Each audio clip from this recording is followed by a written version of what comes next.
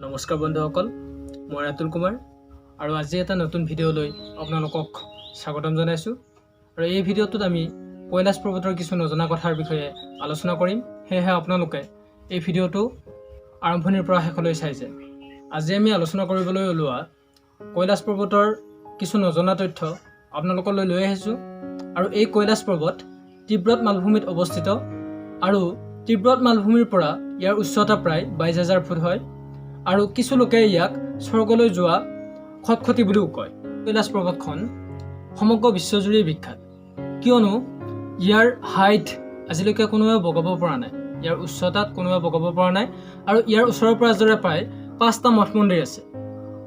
সেয়েহে হিন্দু, জৈন, বৌদ্ধ আমাৰ এই ধৰ্মাৱলম্বী লোকসকলৰ মুখ্য পূজ্য স্থান হিচাপে চিহ্নিত কৰা হৈছে। ইয়াত থকা প্ৰতিটো মঠৰে বেলেগ বেলেগ ঘটনা আছে আৰু বিশেষকৈ তিব্বতীয় সংস্কৃতিৰ কিছুমান বস্তু ইয়াত দেখা পোৱা যায়। সেয়েহে আজি আমি এই ভিডিঅ'টিত ইয়াত থকা মঠ মন্দিৰৰ কিছুমান তথ্য, আচৰিত তথ্য আপোনালোকলৈ লৈ আহিছোঁ। সেয়ে আপোনালোকে ভিডিঅ'টো শেষলৈ চাই যায়। পৰ্বতৰ এটা বিশেষ বৈশিষ্ট্য হ'ল যে কৈলাশ পৰ্বতে নিজৰ স্থান সঘনাই সলনি কৰি থাকে, আৰু যাৰ ফলত আৰোহণকাৰীসকলে বগাবলৈ অসুবিধাৰ সৃষ্টি হয়। আৰু প্ৰতি সপ্তাহতে তেওঁলোকে চেষ্টা কৰি থাকে যদিও প্ৰতিকূল বতৰ বা প্ৰাকৃতিক দুৰ্যোগৰ কাৰণে তেওঁলোকে তাত বগাবলৈ যাব নোৱাৰে আৰু আধাতেই তেওঁলোক ঘূৰি আহিবলগীয়া হয়। কিন্তু মন কৰিবলগীয়া এইটোৱে যে তাত যিমান আৰোহণকাৰী গৈছে তেওঁলোক এতিয়ালৈ ঘূৰি আহিব পৰা নাই। আপোনালোকৰ হয়তো মনত প্ৰশ্ন হৈছে, যদি তাত কোনো যাবই নোৱাৰে তেনেহ'লে তাত কোনে বাস কৰে? হয়, এইটো প্ৰশ্ন কৰিবলগীয়া কথা। আৰু আমি সকলোৱে বিশ্বাস কৰোঁ যে সেই পৰ্বতত আমাৰ সকলোৰে পূজনীয় দেৱতা মহাদেৱে বাস কৰে আৰু তেওঁৰ সহধৰ্মিনী পাৰ্বতী তাৰ লগত থাকে। আৰু সেয়েহে হিন্দুসকলৰ একান্ত পূজ্যস্থলী হ'ল আমাৰ কৈলাশ পৰ্বত। এতিয়া সেই কৈলাশ পৰ্বতৰ লগত কিছুমান ভৌগোলিক জোখমাখৰ ৰহস্য জড়িত হৈ আছে। কিছুমান প্ৰাচীন বেদত উল্লেখ আছে যে সেই পৰ্বতখনক কস্মিক এক্সিছ আৰু পৃথিৱীৰ কেন্দ্ৰ আৰু তাক স্বৰ্গলৈ যোৱা খটখটি বুলিও উল্লেখ কৰা হয়। আৰু গুগল মেপছে এই সত্যতা নিৰূপণৰ ক্ষেত্ৰত গুৰুত্বপূৰ্ণ দায়িত্ব বহন কৰি আহিছে। এটা মন কৰিবলগীয়া কথা হ'ল যে সেই কৈলাশ পৰ্বতত দুটা হ্ৰদ আছে, এটা ভাল হ্ৰদ আৰু এটা বেয়া হ্ৰদ।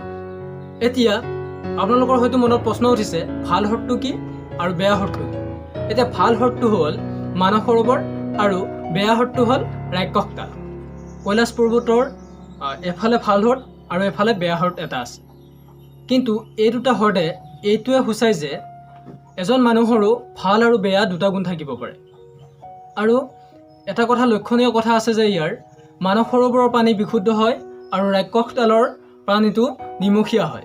কৈলাশ পৰ্বতৰ এটা অতি ৰহস্যময় কথা আপোনালোকক জনাবলৈ ওলাইছোঁ। আৰু এই কথাটো হৈছে কৈলাশ পৰ্বতক কোনো ফালৰ পৰা পৰ্বত যেন নালাগে। ৰাছিয়াৰ গৱেষকসকলে গৱেষণা কৰি উলিয়াইছে যে এই পৰ্বতখন কোনো দিশ বা কোনো গঠনৰ পৰা ইয়াৰ পৰ্বত যেন নালাগে আৰু ইয়াক সাধাৰণতে মানুহে বনোৱা পিৰামিড যেন লাগে। কৈলাশ পৰ্বতৰ লগত জড়িত আৰু এটা ৰহস্যময় কথা হ'ল পৰ্বত। এতিয়া পৰ্বতটোনো কি? এতিয়া পৰ্বতটো হ'ল কৈলাশ পৰ্বতত যেতিয়া বৰফ পৰে তেতিয়া কৈলাশ পৰ্বতৰ এটা শৃংগত বৰফবোৰ ওমৰ আকৃতি লয় আৰু এইটোক পৰ্বত বুলি কোৱা হয়। আৰু এই পৰ্বতত দুটা হ্ৰদ আছে, এটা হ্ৰদ হ'ল পাৰ্বতী হ্ৰদ আৰু এটা হ'ল জং লিং কং হ্ৰদ। কৈলাশ পৰ্বতৰ বিষয়ে আজি এইখিনিতে এৰিছোঁ। ধন্যবাদ।